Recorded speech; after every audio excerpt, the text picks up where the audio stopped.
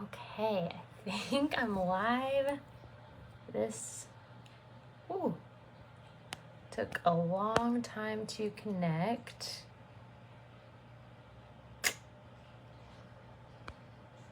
Let's see if I can add Melissa.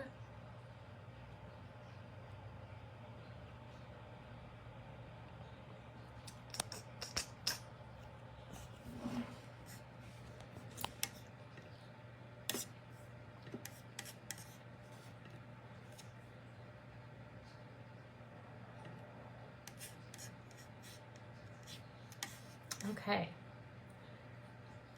So sorry if you're watching me just stare at my phone. Facebook has been giving me a very hard time trying to join the live. I'm gonna see if I can get my co-host Melissa on here, and then we should be good to go. I didn't want to do this on my cell phone, but I'll take what I can get. Let's see.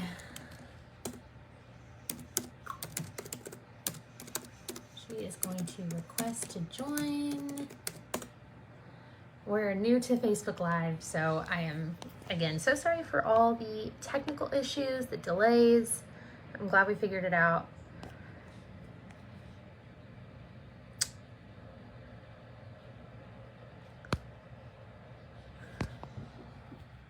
Let's see if we can get Melissa on, and if not, she might just have to be my hype woman in the comments.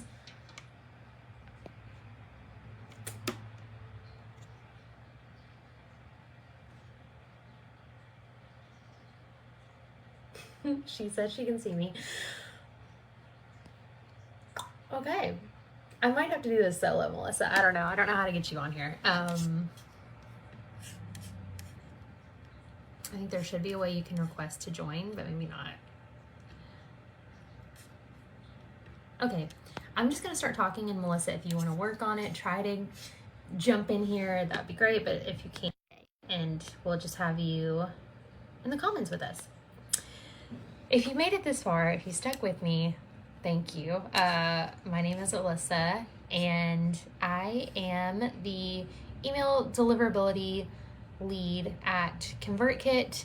Melissa, who's in the comments, we wanted her on the video, but I don't know if it's going to happen. She is also on the deliverability team at ConvertKit and is just wonderful. And you might be wondering, what in the world is deliverability? You keep saying this word, but I don't know what it means. So I'm going to get into that today. I'm going to get into what is email deliverability, how is your deliverability determined, and then my top 5 tips for you to reach the inbox. So first of all, let's talk about what in the world is email deliverability. So deliverability is all about whether or not your messages reach the inbox of your subscribers or the spam folder. I know we all use email, so you guys know what that is. You know that when you're sending emails, you do not want to be in that spam folder. It's a scary place to land, and it causes a lot of confusion. Like, why did I end up in the spam folder?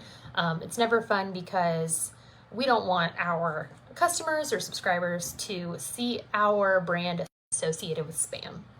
It's just not a great place to be. And then, of course, most of the time, if your emails go to the spam folder, your subscribers are probably not going to see them. So that's why email deliverability is so important. One way that I like to get into explaining what deliverability is I talk about the difference between email delivery and email deliverability. So email delivery is whether or not your emails are getting delivered. So whenever you send an email, that email is either going to be successfully delivered or it's going to bounce. So I know we've all seen that too. When you try and send someone an email and it comes back and says that message bounced. That's delivery. Deliverability is that extra step. Not only did your email get delivered, did it land in the inbox? And that's a little harder to know because there's no way for you to know, essentially, if your email went to the inbox or not. The mailbox providers like Gmail, Yahoo, AOL, if you use AOL, Microsoft, they don't tell you, they don't tell anyone whether or not the message went to the inbox or spam folder, which makes deliverability a little more tricky. So we use signals like open rates and click rates to try and gauge what's happening with your messages. Another tricky thing is that just because your emails go to the inbox at Microsoft doesn't mean they're going to go to the inbox at Gmail. Every mailbox provider has their own set of rules, their own algorithms, and all that fun stuff. So that's why deliverability can be so complicated, and that's what me and Melissa are here for, is to make it less complicated. So I hope that explains a little bit about what deliverability is. Feel free to write comments. I might have a little delay from when you write a comment to when I see it, but I will answer them when I see them come in. So let me know if you have them. So now that we know what deliverability is when I'm saying that word, let's talk about, I would say, the most important part of email deliverability, which is your list health and whether your subscribers are engaging with your emails. So once I explained deliverability, you might have been wondering, well, okay, I get it. I want to go to the inbox, but how do I get there?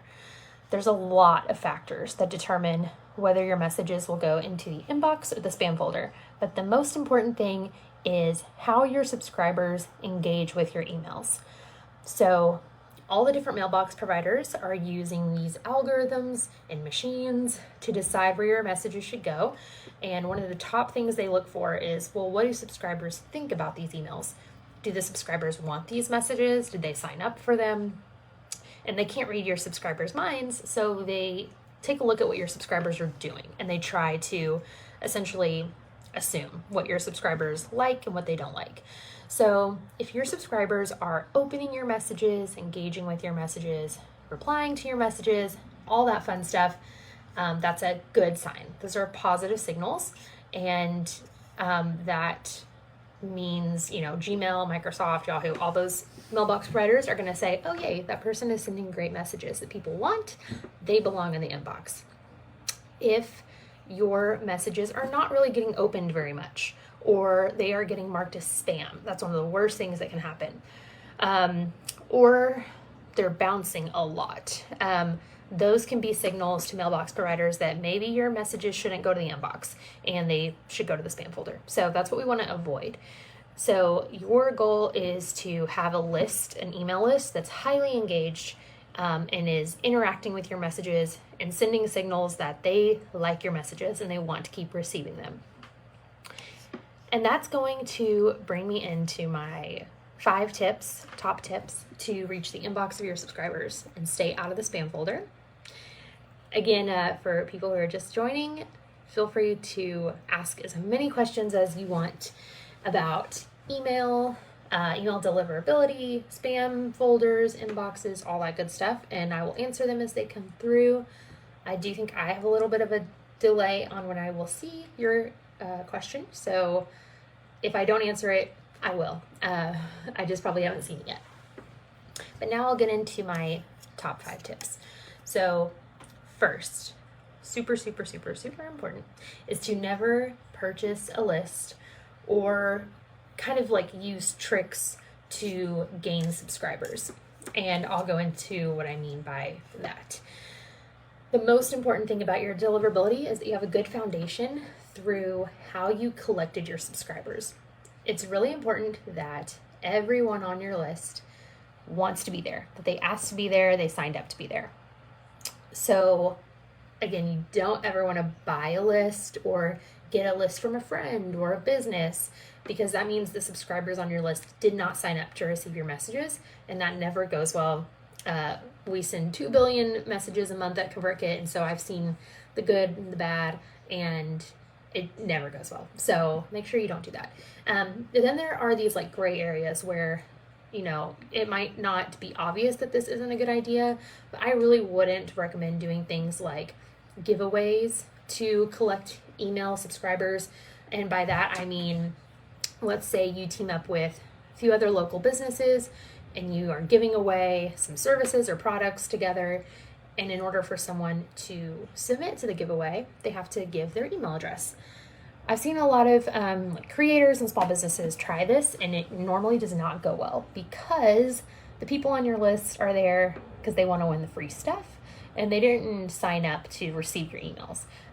So although it is a way to get a high number of email addresses pretty quickly, They're usually not very high quality email addresses, and they normally don't result in those positive engagement signals that we want to receive. They do normally result in the negative engagement signals. So marking your emails as spam, not opening your emails, things like that. So that's why that's normally not a good idea. So I highly recommend that you always collect your email list in a permission-based way, and it's a list of people who want to receive your emails. And I've heard people say like, well, how do I do that? I feel awkward asking for email addresses. But the biggest thing here is to provide value. So what I mean by that is, I'm not sure for this group if most of the people you're emailing are your customers who are buying cookies from you.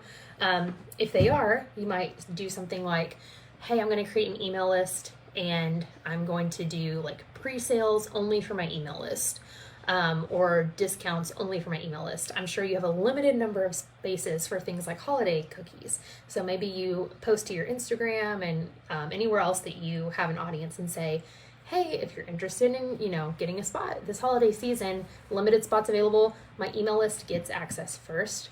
That kind of tactic results in a lot of email subscribers, and those people are there for the right reasons. They want your emails. So that's always a good strategy. If you are, a cookie maker who also has tutorials on like how to make cookies and things like that, lead incentives are always a great idea, where you can have like a free PDF or something on your website and someone enters their email address to get that PDF. That's usually also a good way to get email subscribers.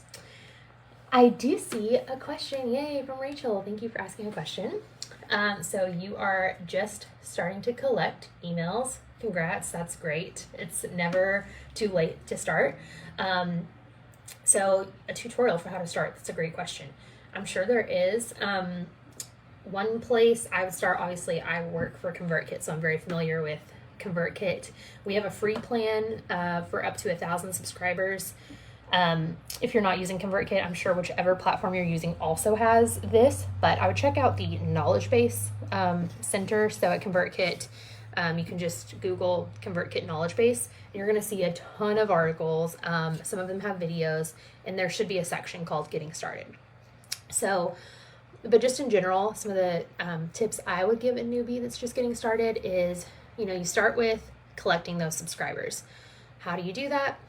You create a form or a landing page, and you put that form anywhere that you exist on the internet, essentially. So if you have an Instagram account or a Facebook account, make sure to link your form in your bio or your description. And once you have that form linked, make sure to point people to it often. Like I was just saying, give people a reason to give you your email address, give you their email address. And an example would be, again, like if you have a limited number of spots opening up soon, let your audience know that your email list gets first dibs. So that will get you a lot of signups. And then from there, this is kind of getting into some of my next tips for getting into the inbox. I would kind of have a game plan for your email strategy, and I would make sure it's consistent. So think about how often you want to send emails. I would say every day is too much. Once a week is great. Every other week is great. And once a month even can work as well. It just kind of depends on what you're looking for, what you want to email your audience about. But let's say you want to do once a week. So I would get in a really good cadence of doing that. Pick a time, pick a day. Maybe it's Friday morning. You're like, okay, I want to send an email every Friday morning, and I want to let my audience know about like my schedule, how many spots I have open, any deals coming up, remind them of things coming up like, hey, New Year's Eve is coming up. Here's some really cool New Year's Eve cookies I did last year. You better go order your cookies now before I'm all booked up. So things like that, but doing it consistently. One thing about email deliverability is that you don't want to kind of be all over the place with your sending, because the mailbox providers see that actually as a red flag. They just don't know what to do with it. So they'll say, oh, I just saw this person sent, 100 emails one day, and then I never saw them send emails for 2 months, and then they sent 500 emails, and then they didn't send. It just doesn't give them a steady foundation for them to give you a sender reputation. I don't think I've said that word yet, but it's very important in deliverability. You have a reputation tied to your domain, which is usually your website, and you want to keep that reputation healthy. So just to recap for some people who are joining later, you do that by collecting emails in a permission-based way, people who want to be on your list, and 2, sending regularly, consistently, and not doing anything out of the ordinary. So again, if you pick Friday mornings you want to send an email, that's great, just keep that up. Or if you want to do once a month, that's okay, just make sure to keep that cadence as much as you can. And then let's see, another good point on sender reputation is to encourage positive engagement. This is something not everyone knows about, so it's a good little, insider tip for you.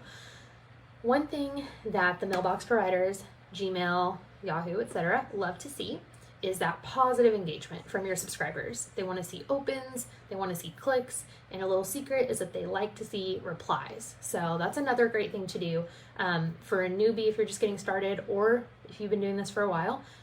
Set up a welcome email so that whenever someone joins your list, they automatically get a message from you that says, welcome to my list, here's a little bit about me, and then ask a question or prompt them to reply to you. You can say something like, I'd love to learn more about you, introduce yourself, send me an email.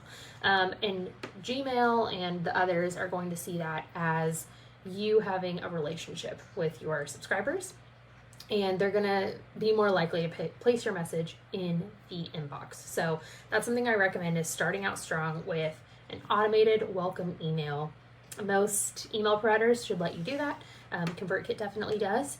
If you need help with that, feel free to reach out to help@convertkit.com, and if you're using another provider, I'm sure they can help you as well. But yeah, that's a really important part, is encouraging replies to your messages to get that positive engagement. Let's see, what's the next tip here? We talked about consistency. That was going to be my next tip, but I kind of skipped ahead there. Consistency is key. So again, send really consistently. Another one that you would be surprised doesn't happen very often for some people is to test your messages out before you send them to your full list. And here's some things you're going to want to look for when you test your message. Make sure the message isn't too long. This can happen if you put a bunch of photos in your email. It's okay to use photos in your email as long as you also have enough text to balance it out. One rule of thumb I like to use is pretend you send the email and none of the images load. Does the email still make sense? If so, you're good to go. You just want to make sure that the text, there's enough there to balance the images. So make sure the email isn't too long. Again, like images usually is the cause of this if you have a ton of them, because you might have seen before, if you open an email in Gmail and you scroll all the way to the bottom and you see this line at the bottom that says message clipped, click here to show the full message. When that happens, your open tracking pixel also gets clipped. So Melissa and I will have people write to us and say, I don't know what happened, my open rate went from 40% to 5%, and they're panicking, thinking they're in the spam folder. But what actually happened was their message went to the inbox like normal, but their message was so long, the open tracking pixel got clipped by Gmail, and that they didn't get any of that data. So that's one thing I would keep an eye out for. Test your messages with like a gmail.com address and scroll all the way to the bottom, make sure the message isn't clipped. Some other things, click all the links, make sure they work. One cool thing, a ConvertKit plug, is if you have the Pro plan, you can actually change links after the email is sent, which is nuts. Yeah, that's crazy. But if you don't have that, make sure you test all your links before you send. I would check for typos, make sure the subject line looks good. If you add some preview text, that's kind of, you'll see a subject line and then you'll see a little bit of text before you open the message. Make sure that all flows nicely. And just do a little QA, before you send out your message to your full list, because I know it can be really stressful if you send your message to your full list and later, of course, you notice an issue. So those are the top things I would check for before sending to everyone. And number 5, another thing that a lot of people don't know about that's really important is to clean up your list regularly. I know it can be really painful to remove someone from your email list. We want our list to be as big as possible, but what will happen if you don't clean your list is that naturally, no matter how great of an email sender you are, there are those subscribers who just become unengaged. Sometimes they've just abandoned that email address they gave you. I know I've done that with some email addresses. Sometimes they subscribe to way too many people and their inbox is flooded, and now they just don't even open their messages anymore. Who knows what their reasoning is, but there's sometimes that people just stop engaging with your emails. And if you never clean your list, what happens is that section of unengaged people starts to grow and grow and grow and grow and grow and grow slowly. And then one day your messages start going to the spam folder and you're like, what in the world happened? I haven't changed anything. I haven't done anything different. I've done everything the same. But once you look at your list of engaged and unengaged subscribers, you'll see, a big chunk of my audience is unengaged. And what that means for, again, the Gmail and the Microsoft and all that, they see that and they think, this person sent out this email and this huge chunk of people didn't open, and they haven't opened in a really long time. And that looks like spammer behavior to these mailbox providers, and we don't want to look like a spammer. So they might start to ding your reputation, send you to the spam folder, and by that point it's pretty hard. It's possible, of course, but it takes a lot of time to get your reputation back to a healthy spot. So the best thing to do is to regularly go through your list. It's kind of like a checkup at the doctor or getting your teeth cleaned at the dentist. Go through and send an email to the people who haven't opened in the last 3 to 6 months, and let them know, hey, you can say, some people don't like to say you haven't been opening my emails because they think it sounds creepy. It's up to you, whatever is on brand for you. But you can just say like, hey, are you still interested in staying on my email list? Remind them why they joined in the first place. Maybe you can say, as a reminder, people on my list get first dibs at my cookie sales, or you get insider tips on blah, blah, blah, whatever it is that you're serving your audience. Remind them of that, and maybe even offer them some sort of deal, discount, whatever it may be, to try and re-engage them. But one of the most important things is that you include a link in the message that says something like, keep me on your list. And then anyone who clicks that link, you can keep them on your list. Anyone who doesn't, it's a good idea to just say goodbye to them. Again, I know it's hard always to remove subscribers because you've been working so hard to build that list, but those people will only hurt you in the end and make it harder for you to reach your engaged people, which we don't want. And they can always come back if they decide they want to receive your emails again. So highly recommend to go through every now and then, send those re-engagement messages, and let go of the people who just haven't engaged in over 6 months. Those are my 5 tips. I feel like I've talked a lot. Thank you, Melissa, for being in the comments. I wish you were here, but that's okay. It's good to have your support. I don't see any other questions. Oh, I see a question.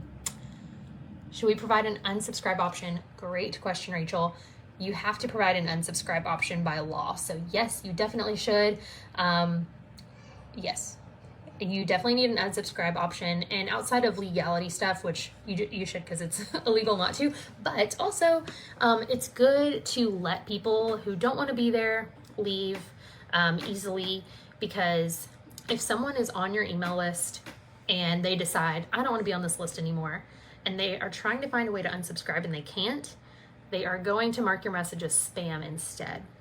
I didn't dive into that too much, but I will talk about that a little bit more. So when someone marks your message as spam, it sends a big negative signal to those mailbox providers.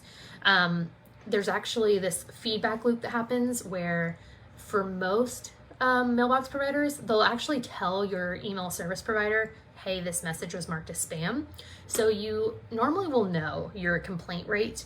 At ConvertKit, we keep track of that for you, and we'll reach out if it gets high so that, you know, we can look into what's going on. But those complaints are not good. They hurt you. So you want to avoid that at all costs. Usually, as long as you're collecting your email list in a permission-based way, it's really easy to unsubscribe. Most people aren't going to mark your messages as spam. Someone might do it on accident, or, you know, there's just those rogue people every now and then that might do it, but you shouldn't see a huge amount of people do that if you're providing an easy way to unsubscribe and you are collecting your list in a way where people opted in to be there. Kaylin, great question. Do we need them to consent to emails? Or if we already have their email from a previous order, can we just send them the email and provide the unsubscribe option? It's a really good question. In my opinion, as long as someone has purchased something from you, like they're a paying customer in the last year, I think it's fine to add them to your email list and just make sure there's an unsubscribe option there. If you want to be super, you know, careful and safe, you can only email people who have specifically opted into your like email marketing. But I would say I consider purchasing something from you to be like implied consent. It wouldn't be, I don't think, shocking for someone to buy something, submit their email address, and then receive emails from that person. So again, as long as you have that unsubscribe option there and the orders aren't from super long ago and they haven't heard from you since, then I think it's fine to email people who have purchased from you. Hopefully that clears that up, but let me know if you have any other follow-up questions. Let me make sure I'm seeing them all. Thank you, Kaylin. I had a thought, something I didn't get into, I wasn't going to get into, but I think it's a great thing to cover that we didn't really talk about. There is one thing that happens sometimes that can cause senders to have huge deliverability issues, and they didn't do anything wrong, really. And it's just a sad part of the internet. So let me explain it to you and tell you how to protect yourself. So if you have a sign-up form online, like on your website or just anywhere where you're collecting email addresses, there is a chance that it could get hit by what we call list bombing. What that is there are spammers out there that will look for any form on the internet and just submit a ton of email addresses to that form. And those people didn't actually sign up for your list. They are bot addresses. The crazy thing is sometimes they're real email addresses to real people. So a real person will suddenly start getting your emails and they didn't sign up for them. They're probably not in your city. They're like, what in the world is this? And they're probably going to mark your messages as spam. So I'll cover two things here. Why in the world do spammers do this? And then I'll get into how to protect yourself. So first, spammers do this. I know someone this personally happened to, but a lot of times they will get the login information for someone's like bank account, and it has their email address and their password, and they will compromise the person's account, but they don't want the person to see an email warning them about it. So they'll flood the person's inbox. So someone will suddenly wake up and have thousands and thousands and thousands of spam emails, and they don't know why. It's because there's an email somewhere in there from their bank warning them that their bank account had a login, with an unrecognized device, but they missed it because their inbox got flooded. So some, harmless creators and business owners are getting kind of caught in the crossfire with this scam. So what you can do, if you use ConvertKit, our forms have automated bot protection on them in the background running. So that is wonderful. You don't really have to do anything there. If you're not using ConvertKit or you're using some sort of like third-party integration, I would use reCAPTCHA. I know a lot of people have mixed feelings about it, but just the simple like I'm not a robot checkbox. It takes your subscribers like a second and they're used to doing it all the time, and it can save you a ton of headache down the road. So highly recommend that option. And then another thing, if you're nervous about bot signups, is adding that double opt-in. That is when someone signs up to your form and then they get an email saying, click here to confirm your opt-in. and they have to click a button to actually get on your list. A lot of people have a love-hate relationship with that. I think if you have a ConvertKit form with automated bot protection on it, the double opt-in isn't as important to me personally. But if you don't have bot protection, you definitely need that extra step to protect yourself. And if you decide not to turn it on, just make sure you're watching your email list pretty carefully. You're watching your number of complaints and making sure you don't see anything out of the ordinary. If you're collecting the first name field, usually these bot addresses will have gibberish first names. So that's one way to spot them. If you're not collecting first names, you're just collecting email addresses, it can be pretty hard to know if you're having a bot issue unless you see a bunch of complaints. So I hope that wasn't too in the weeds, but it is something that I've seen people with, very few subscribers to people with millions of subscribers run into. These spammers don't really care, who they're targeting. They're just wanting to hit any sign up form they can. So that's one thing to keep an eye out for. And again, if you're a ConvertKit user, always feel free to reach out to Melissa and I if you're worried about that, and we can help dig in. Rachel says, how many emails do you need on your list to start subscriptions with ConvertKit or similar? Great question. Really none. You can use the service when you don't even have any subscribers yet to start collecting your list. So at ConvertKit specifically, there's a free plan that supports up to 1,000 subscribers. So you can start building your list up to 1,000 subscribers on that free plan. If you want to have automations, so that's when, you kind of set up this flow. Let's say you set up a welcome sequence where you say, okay, if someone signs up to my list, I want to send them a welcome email. And then a week later, I want to send them a, about me email. And then a week later, I want to send them an email about like how to order from me, whatever it may be. That is not included in the free plan. That is included in a $9 plan. This is all on the ConvertKit pricing page. So I think that's convertkit.com/pricing. Let me just check before I say that. And maybe Melissa can put it in the chat. Obviously, I can only speak to ConvertKit pricing, but I know that there are lots of other email providers too that have free options for someone just getting started.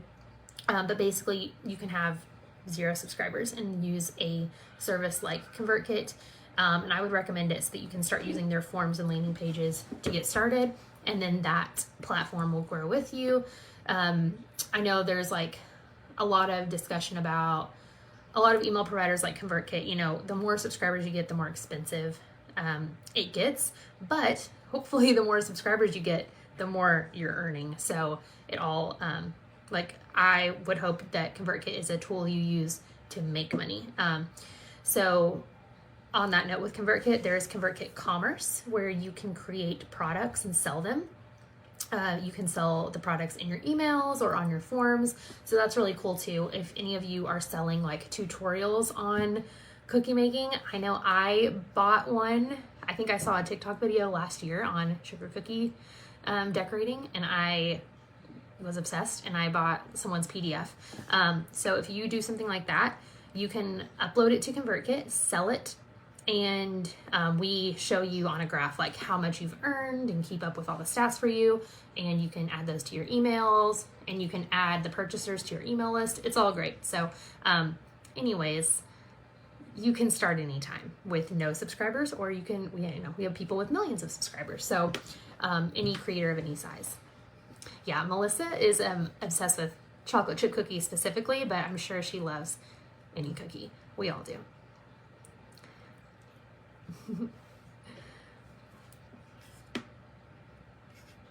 Perfect. I'll wait a little bit longer if there are any other questions that pop up, and I will try and think of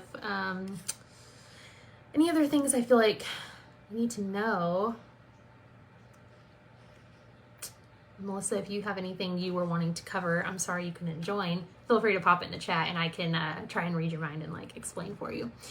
If you are interested in this sort of thing, here's a good thing for me to call out.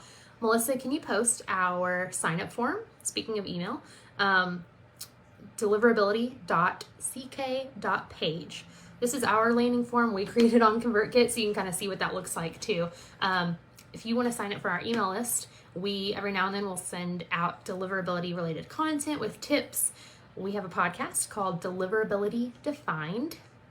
You can find that on Apple Podcasts or Spotify or wherever you listen to podcasts. And our topics are, have so many different ranges, and we get into lots of different specifics. So I would look through our episode titles and see if there's anything that looks interesting to you. And we are here to help you reach the inbox. And yeah, we have a lot of resources out there basically. And again, if you're a ConvertKit user, you can email help@convertkit.com and ask to speak to one of us, or just say I need to talk to the deliverability team, and you will probably hear from one of us specifically, or we have 2 team members that are amazing, and they can loop us in too.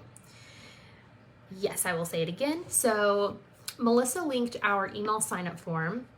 That's a little bit lower, deliverability.ck.page. Melissa, can you also link our podcast?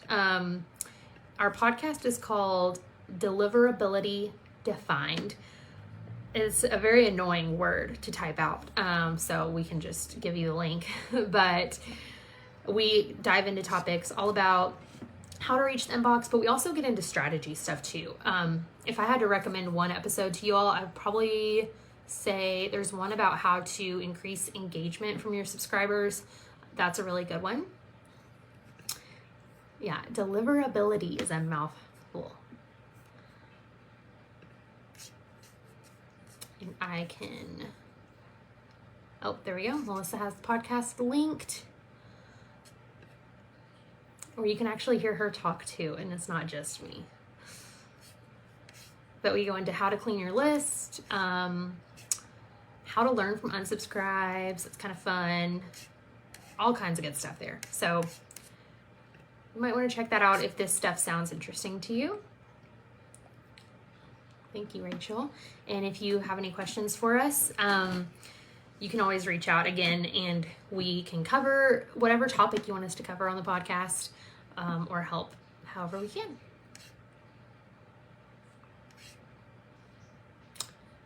I'll hang out for another minute or so to see if any other questions roll in. I can't think of any other things we haven't covered yet, but let me know if you have any questions. Thank you, Kaylin. I'm so glad that this was helpful. I'm so sorry for the delay in getting started. I don't know what was happening, but Facebook was not letting Melissa or I join on our computers. So the phone worked, thank goodness. I felt bad for being late, but we made it. And if you all ever have more questions, we're happy to come back and talk. My whole Facebook feed now is sugar cookies, and it's amazing. It's way better than my Facebook feed before I was in this group. So I just get really hungry every time I open Facebook now. It's wonderful. Okay, well, yay, Rachel. I'm so glad this was good timing. I'm so glad you're getting started, especially with just social media. I know these days is changing constantly.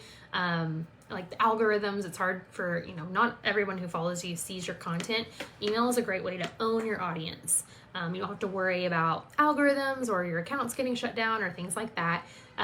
You do have to use an email provider to send your emails, but you can always export your list and move to a different provider if you're not happy. So as long as you're reaching the inbox, your email list, they always hear from you directly, and there isn't any weird, I need to start creating reels so my audience will see my stuff. You can just send them an email. And then, Melissa and I are here to help make sure you get to the inbox. So let us know if you need any help with that. But if you haven't started an email list, I highly recommend doing it. It's a really good time to start an email list. And it's a great way to build a really close relationship with your subscribers that feels more personal than social media.